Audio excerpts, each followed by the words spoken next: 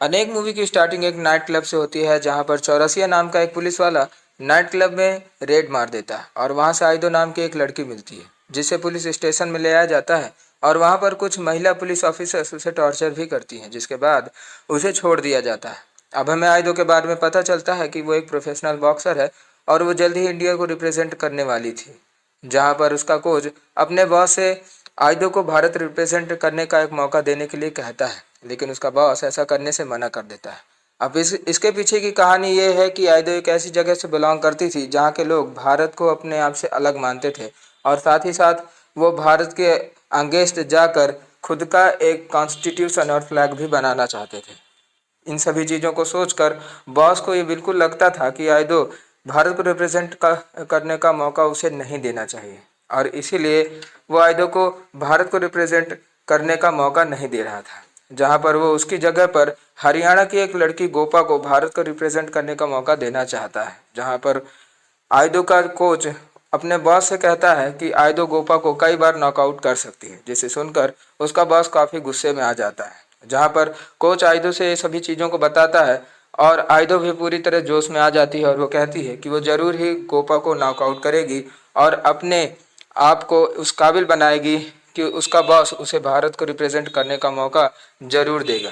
जिसके बाद हम नेक्स्ट सीन में अमन नाम के एक ऑफिसर को देखते हैं जो अपने बारे में बताता है कि उसने भारत के लिए कई बार सीक्रेट काम किया है, साथ ही साथ उसने अपना नाम बदल के और लोकेशन बदल के काफ़ी बार भारत के मिशन को सफल भी कराया है। लेकिन पश्चिम बंगाल के नॉर्थ ईस्ट इलाकों में कुछ ऐसी गैंग जिसका नाम टाइगर सांगा है, उनसे वो नहीं टकरा पाया है। साथ ही साथ वो उनसे अभी तक जीत ही नहीं पाया है और भारत की कई आर्म्ड फोर्सेस उसे टकराने की कोशिश कर चुकी हैं, लेकिन उन सभी को मुंह की खानी पड़ी है क्योंकि वो काफ़ी पावरफुल है। अब इसके बाद हमें टाइगर सांगा दिखाया जाता है जिसको एक पत्रकार उससे इंटरव्यू ले रही होती है, जहाँ पर वो टाइगर सांगा से भारत से पीस बनाने के लिए कहती है। लेकिन टाइगर सांगा कहता है कि भारत से मैं अभी पीस चाहता हूँ, लेकिन जब भारत अपने ऑफिसर्स को हमारी भूमि से हटा लेंगे तभी मैं इन सब चीज़ों के बारे में सोचूंगा, क्योंकि फोर्सफुली उन्होंने भारत में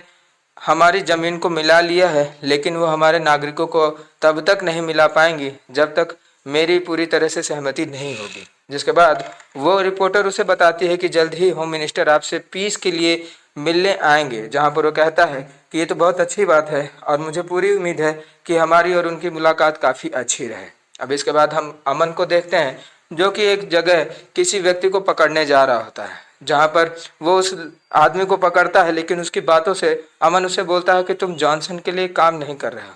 मुझे लगता है कि तुम किसी और संगठन के लिए काम करते हो। और जब वो उसे और कुछ भी पूछ पाता है, उसके पीछे कुछ दो लोग एक गन पॉइंट लगाकर खड़े होते हैं, जहाँ पर वो अमन को मारने की धमकी देते हैं और फिर अमन से उसके सामने वाला व्यक्ति कहता है कि तुम्हारे पास अभी मौका है, जल्दी से यहाँ से भाग जाओ क्योंकि कुछ देर पर यहाँ पुलिस आने वाली है। जहाँ पर वो दोनों उस जगह को छोड़कर अलग अलग अपने रास्ते भाग जाते हैं। अब इसके बाद हमें अमन के बारे में पता चलता है कि वो यहाँ पर आंट में और उनके साथ अपने एक दोस्त के साथ एक सीक्रेट मिशन पे आया हुआ था, जहाँ पर वो आइदो से भी परिचय में था और आइदो और उसके बीच में काफ़ी अट्रैक्शन भी था। वो आइदो से आज होने वाले सभी कार्यों के बारे में पूछता है, तो आइदो उसे बताती है कि आज मेरे बॉस से मेरा झगड़ा हो गया और मैंने उसे चैलेंज कर दिया है कि मैं गोपा को जल्दी ही हराऊंगी ताकि मैं भारत को रिप्रेजेंट कर पाऊँ। जिसके बाद वो उसकी बात को सोचकर बहुत अच्छे से खुश होता है और फिर वहाँ से चला जाता है। उसका दोस्त उसे पूछता है कि तुम आइदो को क्यों यूज़ कर रहे हो अपने फ़ायदे के लिए, जहाँ पर वो बोलता है कि आइदो जॉनसन के लिए एक कड़ी है और मुझे ये जॉनसन तक पहुँचाएगी क्योंकि इसका जो फादर है वो जॉनसन के लिए काम करता है। अब हमें आइदो के फादर के बारे में पता चलता है जो कि डायबिटीज़ का मरीज है और वो केक खाना चाहता था, लेकिन आइदो उसे ऐसा करने से मना करती है क्योंकि वो नहीं चाहती कि उसका पिता मर जाए। जिसके बाद हमें पता चलता है कि वो एक पैसे से टीचर था, जहाँ पर वो सभी बच्चों को ये शिक्षा देता है कि भारत से हमारा जगह पूरी तरह से अलग है और भारत के लोग अपने बच्चों को उच्च उच्च शिक्षाएं देते हैं और हमारे ऊपर दबाव बराबर बना रहे, इसलिए हम लोग केवल 10वीं कक्षा पास हो पाते हैं और इसी कारण हमारे राज्य में भुखमरी ज़्यादा है और भारत को इसकी कोई परवाह नहीं है। भारत केवल हमारी ज़मीन को फोर्सफुली हड़पना चाहता है और उसे हमारे व्यक्तियों से किसी भी प्रकार का कोई लगाव नहीं है। और साथ ही साथ वो सभी लोगों से चंदा भी मांगता है ताकि वो ढेर सारे विद्यालयों को खड़ा करवा सके और अपने लोगों को और अपने बच्चों को अच्छी शिक्षा दे सके। अब इसके बाद हम देखते हैं उसी टाइगर सांगा को, जिसे मिलने मिनिस्टर और उसके साथ एक अकराहम नाम का एक व्यक्ति पहुंचता है, जहां पर मिनिस्टर उसे हाथ मिलाने के लिए कहता है, लेकिन टाइगर ऐसा करने से मना कर देता है। तभी टाइगर को इस बात का पता चलता है कि टाइगर के ही साथ रहने वाले व्यक्ति जॉनसन उसका खिलाफ हो गया है और सभी जनता उसे सपोर्ट कर रही है, और जल्द ही चुनाव अगर हुआ तो शायद उसके राज्य में टाइगर हार जाए और जॉनसन ही सबका प्रतिनिधि बनकर के उभरे। इसलिए टाइगर के सामने जॉनसन बहुत बड़ा चुनौती बनकर के आ गया है। इस वजह से टाइगर जॉनसन से नफरत भी करता है और इसीलिए वो मिनिस्टर से हाथ मिलाने के लिए तैयार हो जाता है कि ठीक है, मैं भारत से शांति समझौता कर लूँगा, लेकिन बदले में मुझे जॉनसन चाहिए। जिसके बाद सभी ऐसा ही करते हैं। आयजू है और ये अपने बारे में बताती है कि मेरे फादर भारत को अपने आप से अलग मानते हैं, लेकिन मैं ऐसा नहीं सोचती और मैं ये चाहती हूँ कि एक बार मैं भारत के लिए मेडल ला सकूँ और फिर उसके बाद मैं भारतीय गवर्नमेंट से रूबरू हो सकूँ और उन सभी से ये चीज़ पूछ सकूँ कि आखिर उन्होंने ऐसा क्या कदम उठाया जिसके वजह से हमारा स्टेट उन लोगों से काफ़ी अलग है और यहाँ के लोग अपने आप को उनसे इंडिपेंडेंट मानते हैं। इसका मतलब उनके ऊपर काफ़ी अत्याचार हुआ है और मैं इन सभी चीज़ों का ब्यौरा एक बार इंडियन गवर्नमेंट से लेना चाहती हूँ और इसीलिए मैं मेहनत कर रही हूँ। जिसके बाद वो उस लड़के अमन से मिल जाती है और अमन उसके घर तक उसे छोड़ देता है। जहाँ पर अमन अपने दोस्त के पास पहुँचता है तो उसका दोस्त एक जगह नशा मुक्ति केंद्र भी चला रहा होता है। इस चीज़ का ध्यान होता है कि रैली जल्दी ही होने वाली है टाइगर सांगा और बाकी मिनिस्टर के बीच में। अगर जॉनसन को नहीं रोका गया तो काफ़ी बड़ा बखेड़ा खड़ा हो जाएगा। जहाँ पर उसके पीछे अकराम उसके पास फ़ोन करता है और अकराम बोलता है अमन से कि तुम जॉनसन के बारे में पता लगाओ, क्योंकि हम लोग सारी फील्ड तैयार करने वाले हैं और जल्दी ही सभी लोग स्टेज के अंदर मौजूद होंगे। जहां पर अमन कहता है कि सर आप बिल्कुल भी चिंता मत कीजिए, लेकिन भारतीय गवर्नमेंट के द्वारा जॉनसन को जितने भी हथियार दिए गए थे वो ज़रूरी थे और इसीलिए हम उसे अलग हथियार नहीं बेच सकते, क्योंकि अगर हम उसे अपने सारे हथियार वापस छीन लेंगे तो फिर वो किसी और से हथियार लेने लगेगा और फिर वो कितनी मात्रा में लेता है इसके बारे में हमें कोई भी जानकारी नहीं मिल पाएगी। इसलिए हम जो उसे हथियार दे रहे हैं उसे ही देने दीजिए और मुझे पूरा यकीन है कि वो किसी भी प्रकार से मिनिस्टर्स और बाकी सभी लोगों को नुकसान पहुंचाएगा ही नहीं। और यही सब बात कह करके वो वहाँ से चला जाता है। जहाँ पर हम देखते हैं कि गाड़ी के ही पास फिर से आयदू आ जाती है और उसके और अमन के बीच में बातचीत होने लगती है। जिसके बाद हमें नीकू नाम का एक लड़का दिखाया जाता है जो कि एमए का बेटवा होता है और साथ ही साथ वो जॉनसन को अपना आइडल मानता था और उसी की सेना में सम्मिलित होना चाहता है। वो छोटी मोटी लड़ाई लड़ता है जिसकी वजह से उसे एक जगह कैद कर लिया जाता है, जहाँ पर उसे छुड़ाने अमन पहुँचता है और अमन उसे अपने साथ ले जाने लगता है, जहाँ पर वो घर आना नहीं चाहता था और उसकी माँ उसे बहुत डांटती है कि मैं भारत के लिए काम करती हूँ और तू भारत के आतंकवादी लोगों के साथ मिलना चाहता है। और वो उसे कहती है कि तुझे जल्दी ही दिल्ली भेजना चाहिए। जहाँ पर वो दिल्ली जाने के लिए तैयार नहीं होता तो अमन उसे समझाता है कि तुम असम या फिर किसी और स्टेट में चले जाओ, लेकिन वो कहता है कि मैं ऐसा क्यों करूँगा जब मेरे पास खुद एक गाँव है, मेरी खुद की ज़मीन है, मैं यहाँ क्यों नहीं रहूँ। और फिर वो अपनी माँ से गले मिलता है और उससे अपने क्रिया पे माफ़ी मांगता है और फिर वहाँ से कुछ देर के बाद चला जाता है। अब इधर हम टाइगर सांगा को देखते हैं जो कि एक कार में बैठा होता है और वो अपने एक व्यक्ति को जॉनसन की फ़ोटो दिखाते हुए कहता है कि जॉनसन पहले मेरे लिए ही काम करता था, लेकिन फिर उसको कुछ मतिभ्रम हो गया जिसके वजह से वो वहाँ से हट करके अपने आप को मुझसे भी ज़्यादा बड़ा समझने लगा और इसी कारण से हमारे और उसके गैंग के बीच में बहुत बड़ी लड़ाई छिड़ गई। अब इधर हम देखते हैं कुछ पुलिस वालों को जो कि जॉनसन का पता लगाने के लिए एक छोटी सी बच्ची को उठा लेते हैं। अब उस बच्ची के पास आयदू के पिता और आयदू पहुँचते हैं, जहाँ पर वो उससे पूछते हैं कि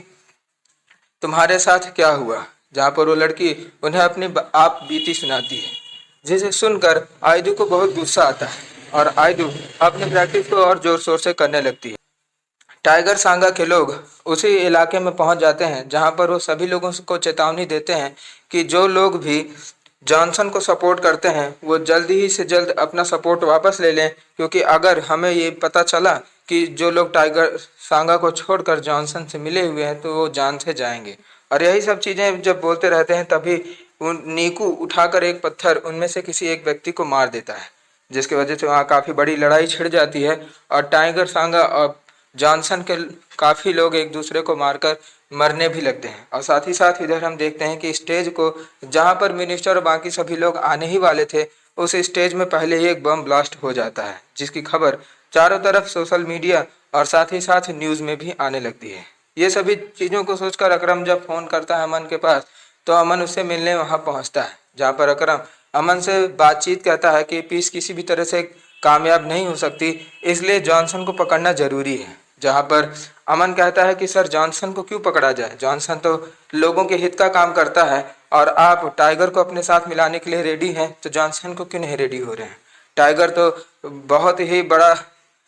दुष्ट व्यक्ति है और साथ ही साथ उसने कई बार खून बहाया है, लेकिन आप उसके साथ समझौता करने को तैयार हैं, तो जॉनसन से क्यों नहीं करना चाहते। जहाँ पर वो अमन के इस बदले रवैये को अच्छा नहीं महसूस करता और फिर वो उससे बातचीत करने के बाद वहाँ से चला जाता है। जहाँ पर वो एक अपने स्पेशल ऑफिसर को बुलाता है और उसे जानकारी देता है कि अमन के साथी व्यक्ति सहदेव को तुम फ़ोन करके ये कह दो कि वो अमन के सारे मोबाइल्स को सर्विलांस पे लगा दे, जिसकी जानकारी मुझे हेड टू हेड होनी चाहिए और साथ ही साथ अमन किन किन लोगों से बातचीत करता है, ये सब चीज़ों को मैं अपने कान से सुनना चाहता हूँ। का फादर अब लड़ना चाहता है लोगों से और वो कहता है कि मैं जॉनसन के लिए सभी लोगों से बगावत करने वाला हूँ और मैं उनसे लड़ूंगा, और मेरी लड़ाई यहाँ से चालू हो जाती है। और इधर हम हाइदू को भी देखते हैं जो अपने फादर से कहती है कि मैं भी भारत के लिए मेडल लाना चाहती हूँ, इसलिए मेरी भी यहाँ से लड़ाई चालू होती है। जहाँ पर उसका फादर कहता है कि तब तो ठीक है, क्योंकि तुम्हारी लड़ाई के लिए मैं चीयर नहीं कर सकता, क्योंकि मैं भारत को पसंद नहीं करता और तुम भारत को पसंद करती हो, इसलिए तुम मेरी लड़ाई को चीयर नहीं करोगी, इसलिए हमारा अलग अलग रास्ता है, लेकिन हम दोनों को एक दूसरे का ध्यान रखना है। और मेरी लड़ाई कब तक चलेगी इसके बारे में मुझे नहीं पता, लेकिन तुम्हारी लड़ाई में तुम सफल हो, मैं यही चीज़ चाहता हूँ। जिसके बाद वो ऐसा कहकर वहाँ से चला जाता है। अब नेक्स्ट डे हम देखते हैं अब्राहम को, जो कि बातचीत कर रहा होता है अपने ऑफिसर से और वो उसे सभी चीज़ों का ब्यौरा ले रहा होता है। इधर हम देखते हैं अमन को, जो कि आयदू के पिता के बारे में पता लगाते हुए उसके घर पहुंच जाता है। आयदू का पिता जॉनसन से मिला हुआ होता है और उसी की छानबीन के लिए वो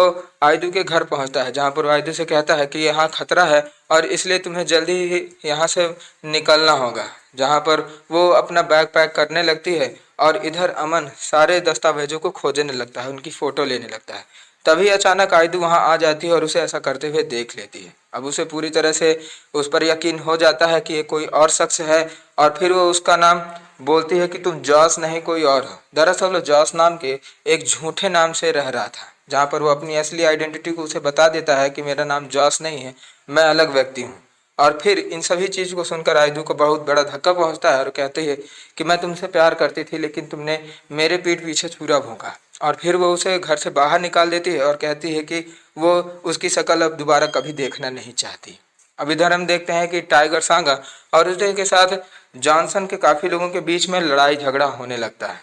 तभी वहाँ पर हम नीकू को भी देखते हैं, जो कि उसी लड़ाई में मौजूद है और साथ ही साथ वो टाइगर सांगा के एक व्यक्ति को मार देता है। अब इधर हम टाइगर सांगा को देखते हैं, जो कि एक जगह चुपचाप बैठा हुआ है। तभी उसके पास अब्राहम आता है, जो उससे बोलता है कि अब आपको शांति समझौते पर हस्ताक्षर कर देना चाहिए। हमने आपकी सभी शर्तों को मान लिया है, बशर्ते आप अपना एक अलग संविधान और एक अलग फ्लैग नहीं बनाएंगे। और मेरी माँ जो कश्मीर में है, साथ ही साथ वो अभी बीमार चल रही है, तो उसकी देखभाल के लिए मुझे आज ही एयरपोर्ट रवाना होना है, इसलिए मैं चाहता हूँ कि आप हस्ताक्षर कर दीजिए इस पीस पर। जहाँ पर वो वहाँ से चला जाता है। अब इसके बाद अब्राहम फ़ोन करता है अमन को, जहाँ पर वो अमन से कहता है कि जल्द से जल्द आयदू के फादर को पकड़ो। जहाँ पर अमन भी ऐसा करता है और आयदू के फादर के पास पहुँचता है, जहाँ पर आयदू के फादर से वो पीस बनाए रखने के लिए कहता है और कहता है कि तुम यहाँ पर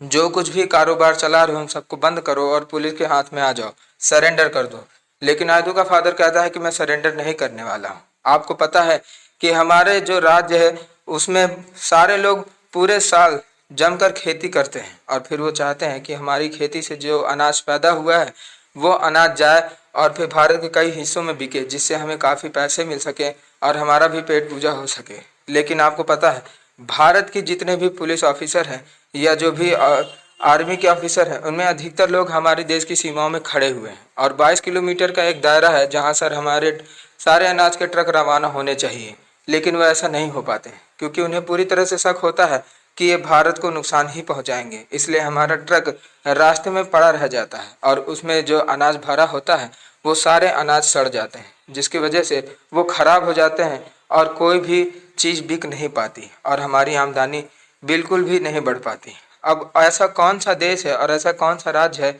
जहाँ पर जब कोई छोटा बच्चा स्कूल जा रहा होता है तो उसे एक बड़े बड़े आर्मी ऑफिसर घूर के देख रहे हो। यही सब मतभेद के चलते मैं भारत को अपने राज्य का हिस्सा नहीं मानता और मुझे ये पूरी तरह से पता है कि भारत हम लोगों को कब्जे में लिए हुआ है और वो बिल्कुल मना कर देता है कि वो सरेंडर नहीं करेगा। तभी वहाँ पर पीछे से एक गोली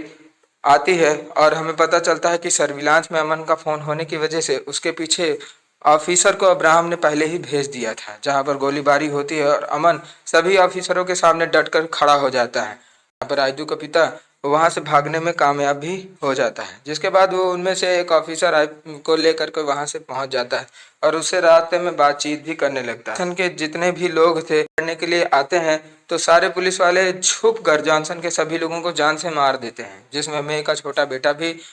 था और उसी के साथ उसकी भी कहानी खत्म हो जाती है। जब मे को बताने अमन ये सब चीज़ें पहुंचता है तो मे को दुख होता है और वो कहती है कि मैं तो भारत के लिए ही काम कर रही थी, आखिर मेरा बेटा ही क्यों बलि में चढ़ गया। और फिर उसके बाद वो दोनों शोक प्रकट करते हैं, जहाँ पर अमन अब्राहम को फ़ोन करता है और कहता है कि आपने ऐसा क्यों किया, और अब्राहम कहता है कि ये सभी चीज़ें ज़रूरी थी क्योंकि जॉनसन अब जल्दी ही जल्दी हमारे लिए बहुत बड़ा थ्रेट बनने वाला था, क्योंकि टाइगर सांगा ने पीस पे हस्ताक्षर करने के लिए वो रेडी हो गया है, इसलिए मैं किसी भी तरह चाहता हूं कि जॉनसन को पकड़ा जाए। अमन बताता है कि जॉनसन किसी एक व्यक्ति का नहीं बल्कि उनकी पूरी संगठन का नाम है। हम अमन से कहता है कि ठीक है, तुम ऐसा करो कि जाओ और जल्दी जा करके आयदू के फादर को पकड़ो। जहाँ पर अमन बताता है कि आयदू का फादर इस समय म्यांमार की एक सीमा पर छुप कर बैठा हुआ है और मैं उसे जल्दी ही पकड़ने वाला हूँ। जहाँ पर अब्राहम उसे ऐसा करने से मना करता है और कहता है कि तुम अपनी सिक्योरिटी के लिए सर्जिकल स्ट्राइक में मास्टरमाइंड वीर को ले चलो। वीर बहुत पावरफुल कमांडो होता है, जिसको लेकर एक पावरफुल कमांडो होता है जिसे अमन लेकर के अपने मिशन पर पहुंचने चाह रहा है। अब इधर हम देखते हैं आयदो को, जो कि अब गोपा से लड़ने के लिए पूरी तरह रेडी हो रही है और साथ ही साथ इधर हम देख रहे हैं अमन और उसकी बाकी सभी टीम को, जो कि आयदू के फादर को पकड़ने के लिए रेडी हैं। तभी वहाँ पर टाइगर सांग के कुछ लोग आ जाते हैं जो कि गोलियां चलाने लगते हैं, जिसे देख करके वहाँ पहले से वीर ये समझ जाता है कि अब ये गलत हो रहा है और वीर कहता है कि इन्हें किसने बुलाया, लेकिन उन सभी को कोई आइडिया नहीं होता है कि आखिर वीर सांगा के लोग यहाँ कैसे पहुँच गए। और फिर वो कहता है कि अब हमारे पास कोई ऑप्शन नहीं है, हमें जल्द ही एक काम करना होगा और आयदू के फादर का काम तमाम करना होगा। लेकिन अमन ऐसा करने से मना कर देता है और कहता है कि वो उसे अपने हाथ से पकड़ना चाहता है। इधर हम देखते हैं आयदू को, जो कि अपने बॉक्सिंग में लड़ रही होती है और साथ ही साथ वो गोपा को पंच भी मारती है। और इधर हम देखते हैं अमन को, जो अपने ऑफिसर वीर से सभी बात कर रहा होता है, जहाँ पर वो वीर से कहता है कि आपके पास दो चॉइसेस हैं, या तो आप मुझे प्रोटेक्शन दीजिए या तो फिर आप जाइए और घेर करके आयदू के फादर को मार दीजिए। जहाँ पर वो उसे प्रोटेक्शन देने लगता है और फिर वो आयदू के फादर के पास पहुँच जाता है। और इधर हम देखते हैं कि आयदू भी बॉक्सिंग जीत चुकी है और वो गोपा को धूल चटा देती है। साथ ही में यहाँ पर आयदू को फादर अमन पकड़ लेता है और उसे पुलिस हिरासत में भेज देता है। अब आयदू को भी चैंपियनशिप लड़ने के लिए मौका दे दिया जाता है। अमन वापस आता है और फिर वो अब्राहम से कहता है कि अब वो लंबे वेकेशन के लिए छुट्टी चाहता है, जहाँ पर उसे छुट्टी भी मिल जाती है। और इधर हम देखते हैं कि अब्राहम को दिवाकर, जो कि मिनिस्टर था, वो भी छुट्टी दे देता है कि आप अपनी माँ की जाइए और कश्मीर में देखभाल करिए, जहाँ पर वो भी वैकेशन पे चला जाता है। हम देखते हैं आयदू को, जो कि भारत के लिए लड़ रही होती है और साथ ही साथ काफ़ी चैंपियनशिप भी जीत जाती है। और इसी के साथ ये मूवी ख़त्म हो जाती है।